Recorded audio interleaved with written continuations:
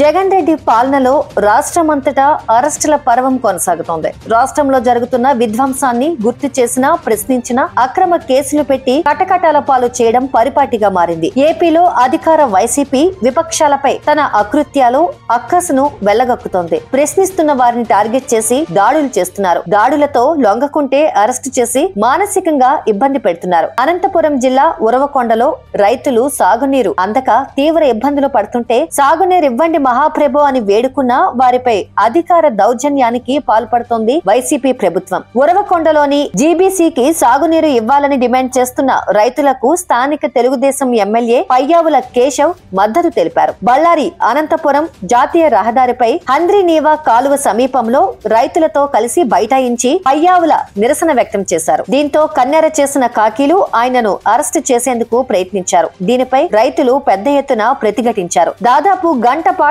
నడిచిన హైడ్రామా నడుమ పయ్యావులను పోలీసులు అరెస్టు చేసి కనేకల్ పోలీస్ స్టేషన్ కు తరలించారు. అలానే నెల్లూరు జిల్లాలో అక్రమ మైనింగ్ జరుగుతోందని దానిని తక్షణమే నిలిపివేయాలని డిమాండ్ చేస్తూ మాజీ మంత్రి సోమిరెడ్డి దీక్ష చేస్తుంటే ఇజ్రాలతో కొట్టించాలని చూశారు. స్థానిక వైసీపీ మంత్రి కాకాని గోవర్ధన్ రెడ్డి అక్రమ మైనింగ్ పాల్పడుతూ జిల్లాలో అత్యంత అవినీతి పరుడుగా మార్కు వేసుకున్నారని సోమిరెడ్డి ధ్వజమెత్తారు. దీంతో గుమ్మడికాయ దొంగ ఎవరు అంటే భుజాలు తడుముకున్న మాదిరిగా మంత్రి కాకాని ఇజ్రాలను రెచ్చగొట్టి సోమిరెడ్డిపై దాడికి ఉసిగొల్పారు. అది వర్కౌట్ కాకపోయేసరికి పోలీసులను పంపి దీక్ష భగ్నం చేయించారు. ఇలా ఏపీలో ప్రశ్నిస్తున్న ప్రతిపక్షాలు ప్రజాస్వామ్యంపై అధికార వైసీపీ దాడులకు తెగబడుతోంది. విపక్షాలు సోషల్ మీడియాపై నిత్యం నమోదవుతున్న కేసులు వైసీపీ దౌర్జన్య పాలనా విధానాలకు అద్దం పడుతున్నాయని విశ్లేషకులు వాపోతున్నారు.